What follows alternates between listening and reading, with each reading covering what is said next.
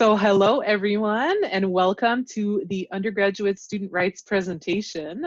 My name is Mireille Gervais. I am the director of the Student Rights Center, which is a service offered by the University of Ottawa Students' Union. Specifically, the Student Rights Center is a pro-student confidential advocacy service offered by the UOSU, your Undergraduate Student Association. And our services are offered to both undergraduate and graduate students. Myself, Mireille, I've been working at the Student Rights Center for many years, since 2007. So I do have a lot of experience in helping students navigate the administrative system of the university. And it's always my pleasure to do so.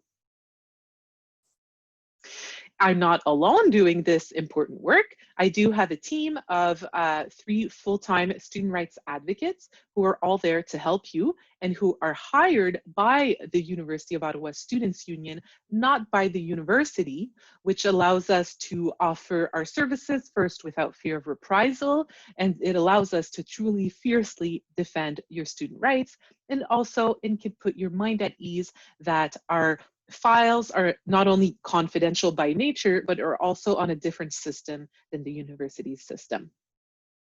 What do we do specifically? We offer information, advice, accompaniment, document review, and more to all uOttawa students who wish to make an appeal or file a complaint against the university. We work on hundreds of cases each year.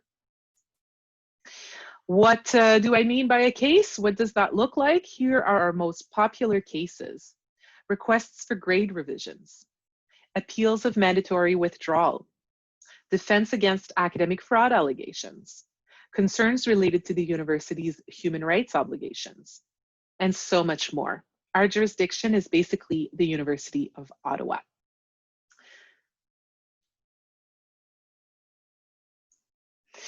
How can you seek our services if you ever need our help?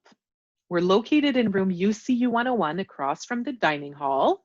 Right now, though, no one is there. We're all working from home, and we continue to offer our full range of services as we work from home. Our services are available by appointment. And if you want to request an appointment, please email the address on your screen or leave us a voicemail and we will call you back. And we make it a priority to get back to students very, very promptly. Our appointments are usually available within 2 business days, and often even faster than that. And we also refer you, please check out our website, because we worked hard on including a lot of information on academic regulations, the types of questions you might have, the types of issues you might face, the resources available for you, including templates for how to write a letter of appeal. We have resources that were translated in Mandarin, an FAQ that has a big section on academic fraud, and so much more. So as I go through this presentation, I'm going to be doing a rights overview, and I'll get it in the details of the academic regulations and whatnot. And often I found that if you have questions, you can save them to the end if you want, but you can also certainly interrupt me. Please ask your questions in the chat, and Liam or someone from the association will stop me and read off the questions for me. Note that this is being recorded with a plan to share it online. So if you're more comfortable keeping your question for the end when we turn off the recording, that's totally okay too. So let's get into the rights system at uOttawa, which we envision into 3 categories. First, the rights that are enshrined in academic regulations and university-approved policies and procedures. Established practices that are not explicitly outlined in the regulations, but that are often well recognized once you get to know the rights system. This is where it gets important to consult with us before submitting an appeal. And third, the rights derived from legislation and fundamental rights often incorporated in university regulations and policies. I'll be spending most of my presentation on academic regulations. They're found online. You can Google uOttawa academic regulations. It's the first thing that pops up usually. And I really encourage you to read them at least once so you can have an idea of what's in there, and then you can remember and refer to it as needed throughout your studies. The academic regulations are divided in two parts. Part 1 applies to all students unless otherwise specified, and Part 2 applies to graduate students only. So I won't be getting into Part 2 today since this is focused on undergraduate students. On top of that, know that your faculty and your department may have their own regulations and policies which apply in addition to university regulations. And if there's ever a conflict, university regulations prevail. One example I like to give around a potential conflict is the regulation on the infamous bell curve. There is a university regulation in place that says that grades are not supposed to be distributed on a statistical curve. Some departments have policies that come pretty close to a bell curve, telling professors that they can have no more than 20% of their grades in the A range, for example. We have had some cases where we were successful in arguing that that was a conflict between a university regulation and a departmental one, and we were successful in our argument in saying that basically university regulations prevail, which is well recognized. So let's get in the heart of it. Part 1 of academic regulations have some very important and key rights. First, the right to produce work in French or English, Regulation 1.2, except in programs and courses for which language is a requirement. All students have the right to produce their written work and to answer examination questions in the official language of their choice, regardless of the course's language of instruction. So obviously, if you're taking a French course, the goal is to learn French. You can't answer your questions in English, but in most other cases, you can take a course in English, submit your paper in French, and vice versa. Same goes for your right to use French or English to communicate with central administration and to receive services in the official language of your choice. This is something important to remember when you're submitting an appeal. Let's say you took a course in French and you want to appeal your grade. You feel more comfortable writing your letter in English. No problem at all. That's definitely within your rights. And you have the right to require that a course be given in the language used to describe the course in the course calendar. So if you're registered to a course in English and the prof goes off in French, I don't think that happens very often, to be frank. I haven't had too many cases like that, but if it did, it would be your right to ask that the language that's outlined in the course calendar be followed. Moving on to Regulation 5.6, which is the right to repeat a course and only have the second grade count in the calculation of your average. This is a super important right if you ever face poor academic results, have a bad year, whatever the case may be. Best way out of that is to repeat the course as soon as possible, because let's say you failed a course and you repeat it with a B, only the B will count, so you'll see a huge boost in your average. However, if you replace a passing grade with a failure, only the failure will count. It really is the rule of second grade only counts. And both grades do appear on your transcript. So in this scenario I mentioned, you would see the F, then the B, but only the B would count. Regulation 8.5 states that you have the right to a syllabus, which includes the right to receive a syllabus on the first day of class, and for that syllabus to include assessment methods, the weighing of grades, a calendar of activities and evaluations, course attendance requirements, and more. So if on the first day of class, the prof just gives you a syllabus that's basically a reading list and there's no more information there, definitely act on your right under this regulation, Regulation 8.5.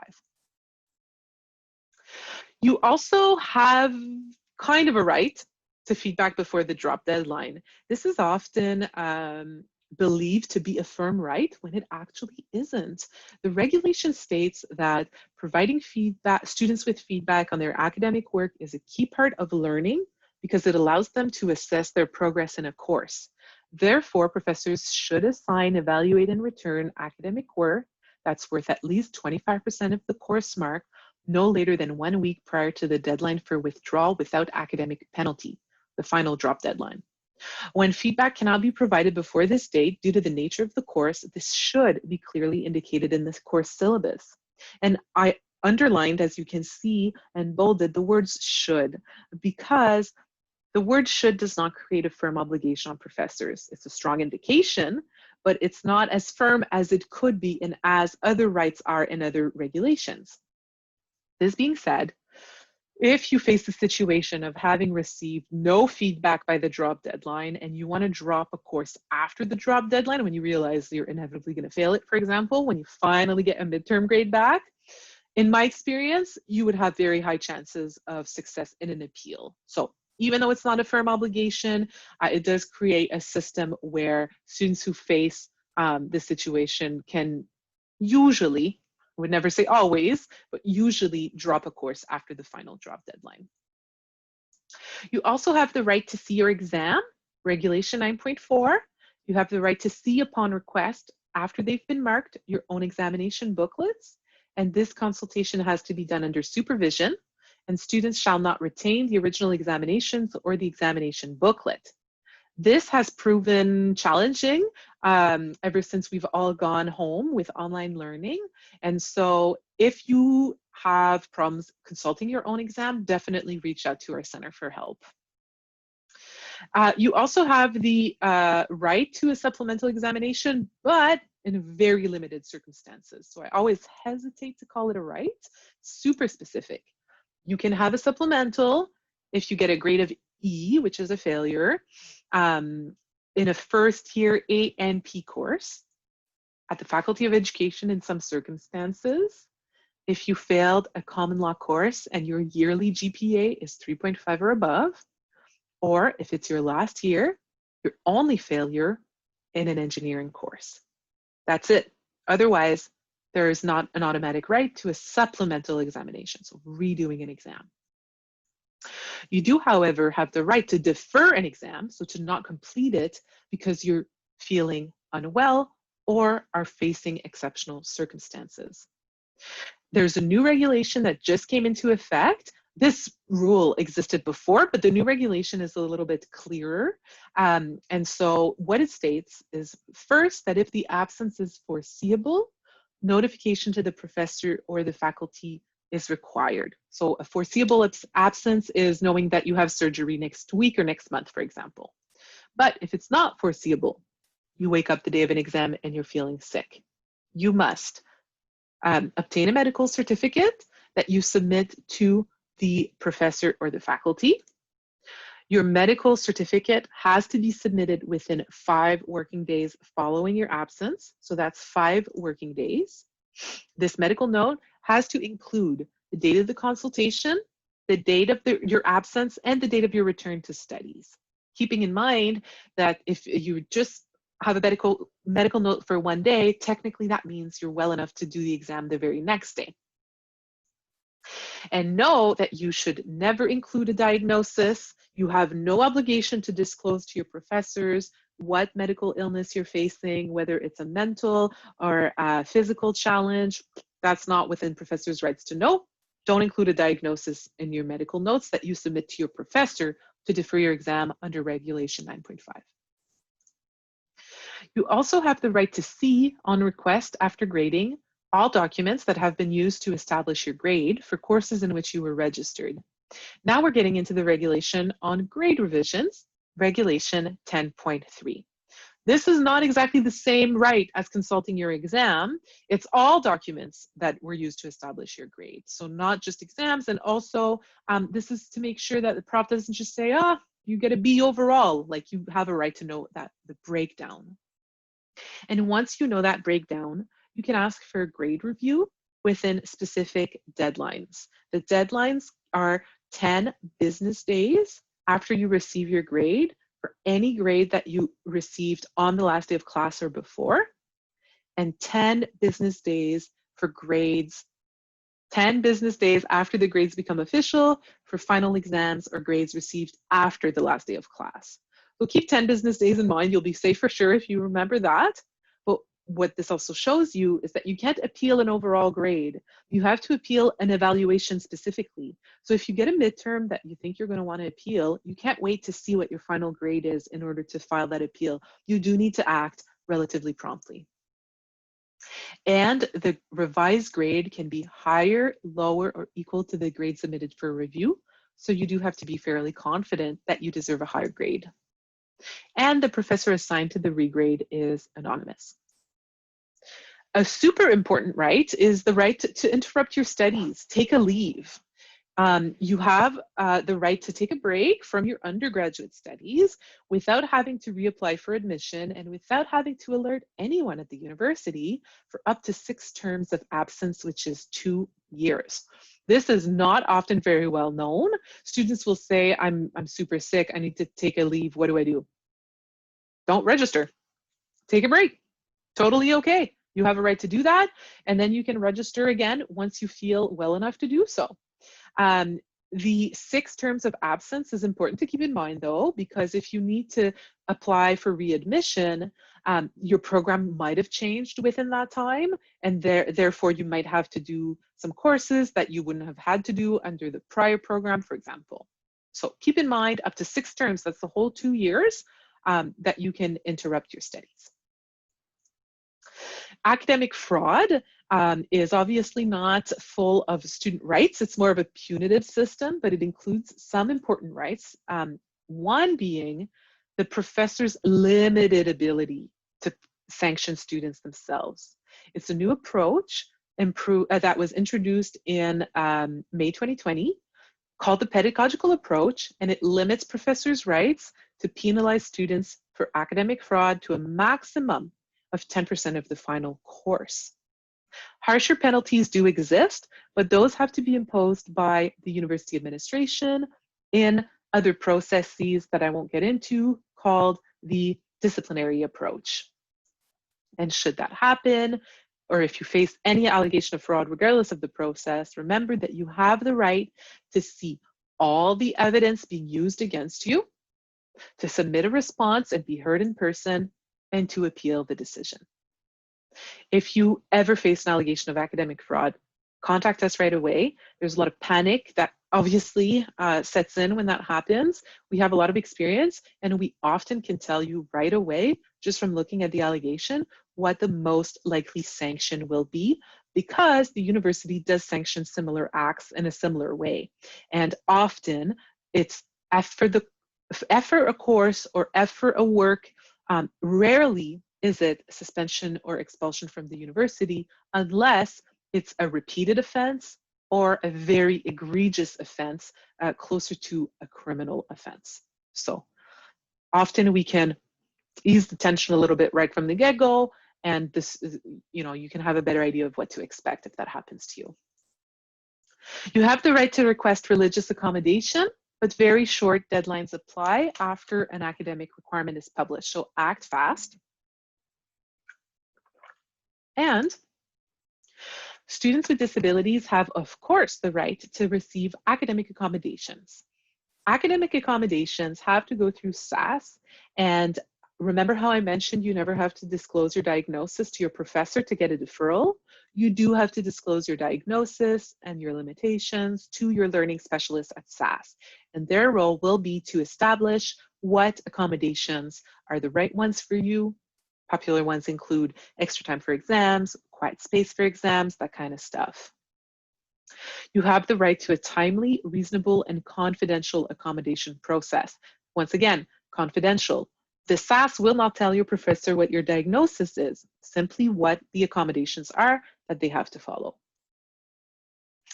Moving on to the academic reset. An academic reset is a way for grades that are targeted by this reset to no longer count in your student's average. But I don't consider it to be a right outright because so many conditions apply. But as first-year students, and this is something that's relatively new on our campus, I do want to spend a little bit of time explaining what it is, so you have it in mind should you ever need to rely on an academic reset. Here are the conditions. It doesn't apply to graduate studies, law, medicine, education, nutrition, or nursing. You have to have been admitted to the University of Ottawa from a secondary school, college, or cégep, or as a mature student. And you must be enrolled in an undergraduate program in a direct entry faculty, i.e. it's not available for special students, unfortunately. A direct entry faculty includes faculty of social sciences, engineering, science, arts, health sciences, except the one I mentioned. So essentially it excludes special students. And you can only ask for it once.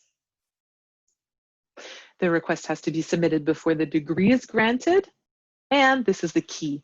It can only apply to 9 to 30 units within the first 30 attempted units in your university career. In other words, the reset applies to a minimum of 3 courses and a maximum of 10 courses within the first 10 courses you ever took. What is this for? It's essentially for students who started off in a program, didn't do well, realized it wasn't for them. They're not going to retake those courses to improve their grades. Like they don't like it, right? So this is a way to change programs or change faculties, and presuming you get better grades there, at least those grades you got in your first year aren't dragging you down for the rest of your academic career. And that's exactly what this is a quote from the regulation states. Your application has to show that your request is made as part of a fresh start to your studies due to factors such as change in program of study, failures, poor final grades, unsatisfactory academic standing, or difficult life circumstances that may have affected you.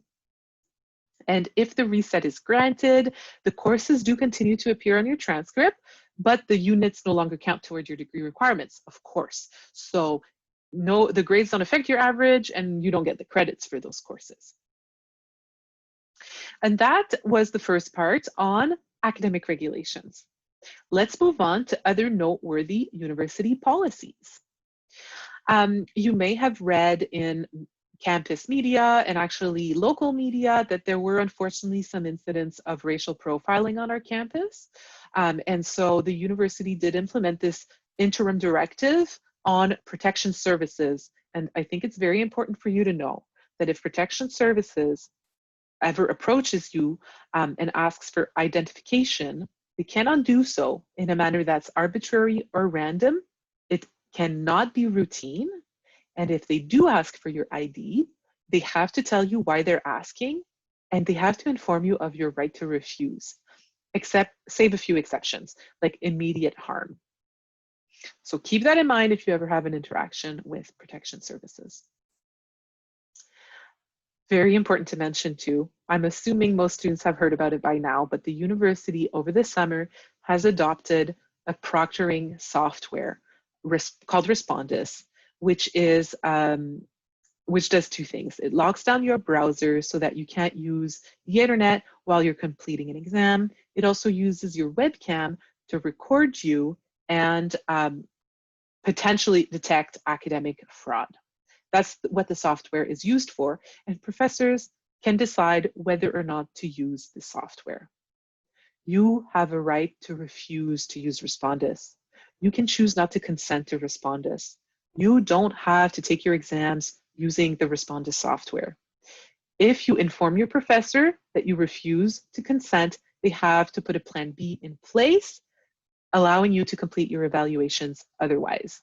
So that could be some one-on-one time where you're writing it on Zoom instead of through Respondus. It could be an alternative evaluation, but it should be equal in terms of evaluation. So keep that in mind. If you're really uncomfortable with Respondus filming you, etc., you don't have to consent to it. Moving on to my third category of rights, which are the rights derived from legislation. Under the Freedom of Information and Protection of Privacy Act of Ontario, you have a right to access all your personal information, and you can make what's called a FIPA request, a request to the university to show you, and they provide it on a CD-ROM, all of the records that they have about you within whichever offices you want to target, the undergrad office, the professor's office, etc. You have the right to be free from harassment and discrimination, of course, discrimination or harassment based on a prohibited ground, and to make a complaint in this regard. This is policy 67A and procedure 36.1. And you, of course, also have the right to be free from sexual violence and to make a complaint in this regard. I will take a few moments to speak a little bit more about addressing incidents of discrimination and harassment, not only because it's important, but often because students may not know how to go about that. There's an office dedicated to these complaints and these issues on our campus called the university's Human Rights Office. Their email is respect@uottawa.ca, and they receive complaints and investigate incidents of discrimination and harassment. In doing so, they apply the legal definition. Discrimination. Let's go. I want to go over it because it is quite not just important, but the details are important here. Discrimination is a distinction, intentional or unintentional, direct or indirect, because of a person's race, ancestry, ethnic origin, creed, place of origin, color, citizenship, sex, sexual orientation, gender identity and expression, age, pregnancy, marital status, family status, record of offenses, political affiliation, religious belief, disability, or means to accommodate the disability, and that has the effect of erecting barriers or creating obligations, disadvantages, or situations of unequal treatment that withhold or limit access to privileges, advantages, or political, social, or economic rights available to other members of society. Not only is it a two-part definition, so you have to show the negative effect that the discrimination had on you, you also have to show that the discrimination is based on a prohibited ground, which is that list of reasons based on which someone cannot discriminate. And what we'll see often is students feel like there's discrimination at play or bias at play, but there were no comments made showing that it's because of a person's race or sexual orientation. And so it becomes hard to prove that the bias or the discrimination is actually based on a prohibited ground. And I will get to what you can do if that happens, but it would not meet the legal definition of discrimination if that were the case. As for harassment, it's engaging in a course of vexatious comment or conduct that is known or ought reasonably to be known to be unwelcome. A single unwelcome incident, if serious enough, can be sufficient to support an instance of harassment. Harassment includes comments or conduct that intimidates, humiliates, undermines, or dominates the other person by belittling, embarrassing, or demeaning them, or involves the use of abusive or threatening language. So what are the key points of this definition? First, that a single unwelcome incident, if serious enough, can constitute harassment, which tells us that most harassment cases are a pattern of incidents, not just a one-time thing. But most importantly, if a person either knows or ought reasonably to know that the behavior is unwelcome, that means you can help yourself help create the file if, obviously hoping this never happens, but if you feel harassed, the number one thing to do is to clearly state in writing, please stop. I'm asking you no longer to do X, Y, Z, do not communicate with me anymore, don't send me photos like that, whatever the case may be. Telling someone in writing that you're asking them to stop means they can't say, I didn't know. They knew because you told them. And that's the first step to addressing harassment, and honestly, in terms of case building, creating evidence that you did absolutely ask the person to stop. So if you want to make a complaint of harassment or discrimination, there are two processes available. The first one is the informal process, which is basically conflict resolution, informal conflict resolution, mediation, facilitated discussions, accommodations for the complainant. And this can never lead to disciplinary measures for the respondent, so the person who committed the discrimination or the harassment. For that, you need a formal complaint, which is a written document sent to the respondent for comment. So the person you're complaining about does get a chance to see your complaint and respond to it, and there's potential investigation. Complaints, formal complaints of discrimination and harassment have to be submitted within the last 12 months of the last incident, within 12 months of the last incident. So what do you do if your professor does something that you can tell isn't going to meet that legal definition I read, or something just unethical? It's not necessarily discrimination, it's just inappropriate. There are many cases where the circumstances may not exactly meet these definitions and the mandate of the Human Rights Office, but that doesn't mean the behavior is okay. The dean of the faculty is the person to contact. They can receive formal complaints, they can investigate them, and they are the employer of profs and have the power to discipline the professors if what they did was a breach of their professional duties, for example. So that is what I wanted to say about the rights derived from legislation. Moving on to a few unwritten rights and established practice, you have the right to appeal any administrative decision. Keep that in mind. Often students are told it's a no and they just think, well, then that's final. Often you can appeal a lot of stuff and make requests for exceptions where you have grounds to support it, of course.